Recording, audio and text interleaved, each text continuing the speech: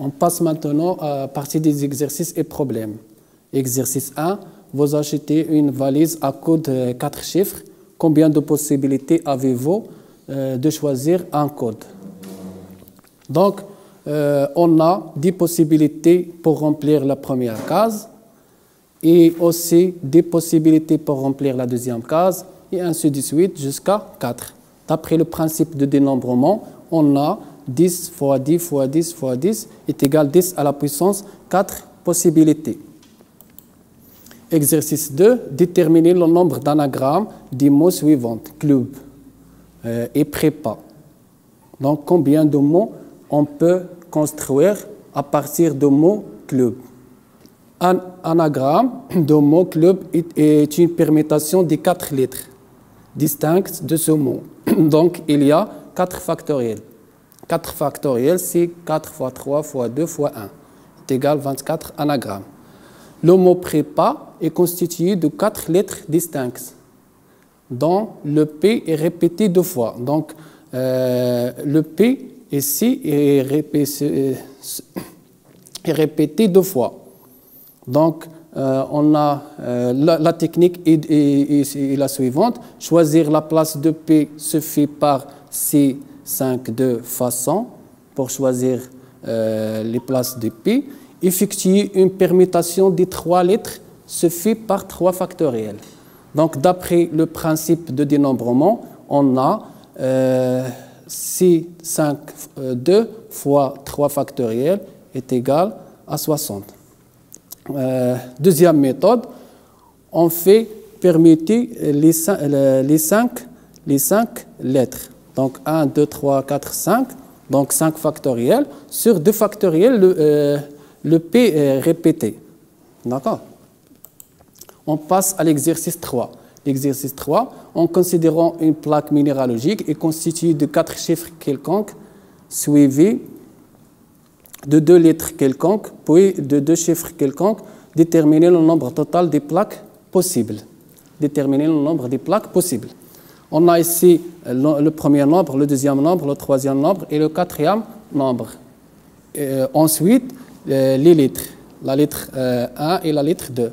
Et ensuite, le nombre 1 et le nombre 2.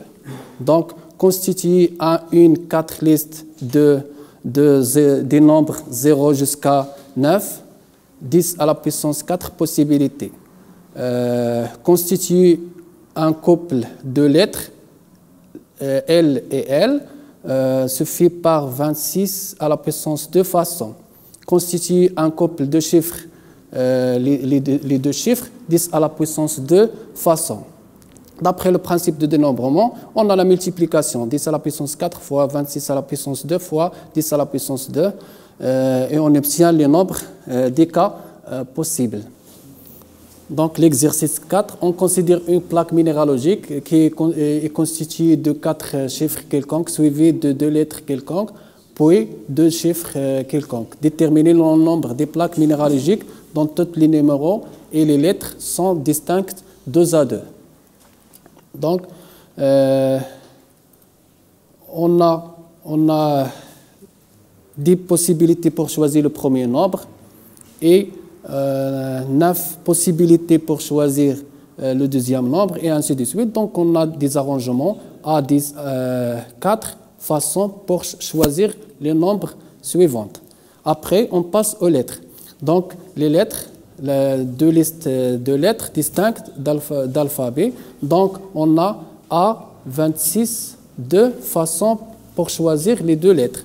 Et ensuite, A6 2 façons pour choisir les deux autres nombres. Donc, d'après le principe de dénombrement, on a A10 4 fois A26 2 fois A10 2 est égal à le nombre des cas possibles pour choisir les plaques suivantes. Donc, exercice 5, en considérant qu'une plaque minéralogique est constituée de 4 chiffres quelconques, donc même exercice, mais déterminer le nombre des plaques minéralogiques dont les 4 premiers numéros sont dans l'ordre croissant strictement. Donc, ces nombres-là, ils sont ordonnés strictement croissants. Donc, choisir choisir 4 numéros distincts suffit par 10 cas, 4 façons, puis choisir, puis pour les ordonner, on a une seule façon pour les ordonner, et choisir les deux lettres 26 à la puissance 2 façons, et enfin choisir les deux derniers chiffres 10 à la puissance 2 façons. D'après toujours le principe de dénombrement, on a C10 4 fois 26 à la puissance 2 fois 10 à la puissance 2 possibilités pour ce cas. Là. Donc, exercice 6, combien peut-on former de numéros de téléphone à 8 chiffres? Combien peut-on former de numéros de téléphone à 8 chiffres ne comporte pas le chiffre 0? Donc, la première question, un numéro de téléphone à 8 chiffres est une waitlist d'éléments. Donc, on a des possibilités pour choisir le premier nombre, des possibilités pour choisir le deuxième nombre, et ainsi de suite, 10 à la puissance 8, c'est clair. Donc, la deuxième question, combien peut-on former de numéros de téléphone à 8 chiffres ne comporte pas le chiffre 0? Donc, on a 9 possibilités pour choisir le premier et 9 pour choisir le deuxième, et ainsi de suite, donc 9 à la puissance 8.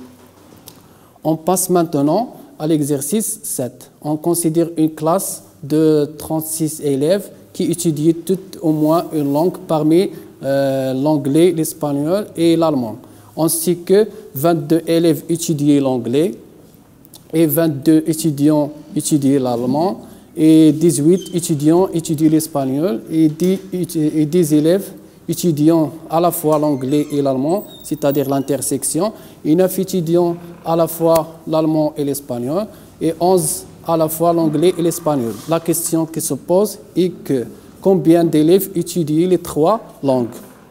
On fait une notation. Donc l'ensemble des élèves qui étudient l'anglais, la notation est ANG, l'anglais, et l'espagnol, l'ensemble des élèves qui étudient l'espagnol, et ainsi de suite, jusqu'à C, c'est l'ensemble des élèves de la classe, et enfin T, l'ensemble des élèves qui étudient les 3 langues. On fait une schématisation, donc voilà, donc C est égal à la réunion des ensembles, donc cardinal de C de classe est égal à 36, et d'après le diagramme de 20, on cherche T, voilà. Donc, le cardinal de A union B union C égale cardinal de A plus cardinal de B plus cardinal de C moins le cardinal de l'intersection des deux plus le cardinal de l'intersection de A, B, C. Voilà, et ainsi de suite. Donc, le cardinal de T est égal à 4. On passe maintenant à l'exercice 8. Un clavier de 9 touches permet de composer le code d'entrée d'un immeuble à l'aide d'une lettre suivie d'un nombre de 3 chiffres distincts en nom. C'est-à-dire, on choisit les lettres et les 3 nombres. La première question, combien de codes différents peut-on former? D'après ce qui procède, on a 3 fois 6 à la puissance 3 possibilités. La deuxième question, combien y a-t-il de codes sans le chiffre 1? Donc, je vous laisse le soin de faire l'exercice chez vous. Donc, on passe à l'exercice 9. Combien de rectangles dans cette figure? Donc, qu'est-ce qu'un rectangle? C'est ici l'intersection de 2 bandes, l'un vertical et l'autre horizontal. C'est l'intersection de la bande ici et la bande ici. Donc, CE, la bande CE, et la bande de 4. Donc, on obtient le rectangle. Donc, il y a une bijection entre la désignation et les rectangles. Il y a une bijection. Il suffit de dénombrer les désignations et c'est 15 paires de lettres et des paires de chiffres. Il y a 150 rectangles dans cette figure. Comment on a fait pour obtenir 15? On a ici la première case, la deuxième, la troisième, la quatrième, la cinquième. Donc 1 plus 2 plus 3 plus 4 plus 5 est égal à n fois n plus 1 sur 2, c'est-à-dire 5 fois 6 sur 2 est égal à 15. Et on a ici 1 plus 2 plus 3 plus 4. Donc 4 fois 5 est égal à 20. 20 sur 2 est égal à 10. Donc au total, il y a 150 rectangles. On passe à l'exercice 10. Combien d'intersections des diagonales dans ce polygone? Donc, qu'est-ce qu'un point d'intersection? On remarque que le point d'intersection, c'est aussi le rectangle, le quadrilatère BCDF. Donc, qu'est-ce qu'un point d'intersection? C'est le choix de deux diagonales. C'est contre BD et CF. C'est aussi le choix de quadrilatère. Le problème est à tout point d'intersection est associé à un quadrilatère et réciproquement, il y a autant de points d'intersection que le quadrilatère dont les sommes sont parmi ceux de polygones donnés ici 15. Donc, on a une possibilité pour choisir le premier diagonale, n-1, n-2, n-3 pour choisir le quatrième sur 4 factoriels. D'accord? Exercice 11.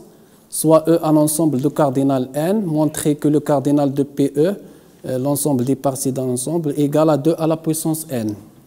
Donc, EP, ce ensemble de E qui contient P éléments. C'est-à-dire, à partir d'un ensemble, on construit des sous-ensembles qui contiennent 0 élément, qui contient 1 élément, 2 éléments, et ainsi de suite. Donc, P de E égale la réunion de P égale à 0 jusqu'à n de EP. Donc, on a Cn0 possibilité pour choisir un ensemble de 0 éléments. Cn à la puissance 1 possibilité pour choisir un ensemble de 1 élément et ainsi de suite. Donc, la réunion, c'est la somme ici. Donc, C0n plus C1n plus C2n, etc. égale à sigma k égale à 0 jusqu'à n de ck n égale le cardinal de PE. La question qui se pose, comment calculer cette sommation? Donc, d'autre part, d'après la formule de binôme, a plus b à la puissance n est égal à la sommation. Pour a égale à b égale à 1, on voit 1 plus 1 à la puissance n est égal à 2 à la puissance n est égal à la sommation. Donc 2 à la puissance n. L'exercice 12, je vous laisse le soin de le faire chez vous.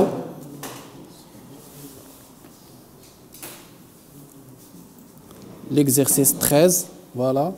Calculer pour toute n appartenant à une étoile les nombres suivants.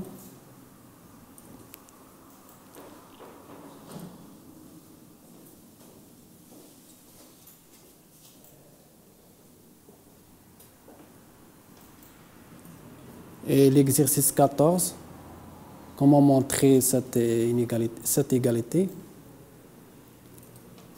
Exercice 15. Et enfin, l'exercice 16. Voilà, je vous remercie pour votre attention et je vous souhaite bonne continuation.